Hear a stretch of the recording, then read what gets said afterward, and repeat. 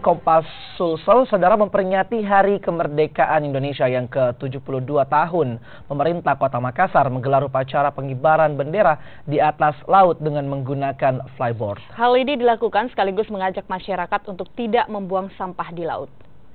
Layaknya menggelar upacara pengibaran bendera saat memperingati Hari Kemerdekaan Republik Indonesia, pelaksanaan upacara pengibaran bendera di atas laut ini juga dihadiri berbagai kalangan.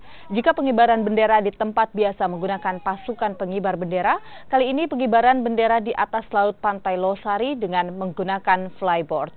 Upacara pengibaran bendera di atas laut yang dilakukan pemerintah Kota Makassar sekaligus mengajak masyarakat untuk mencintai pantai dan lautnya dengan cara tidak membuang sampah di laut.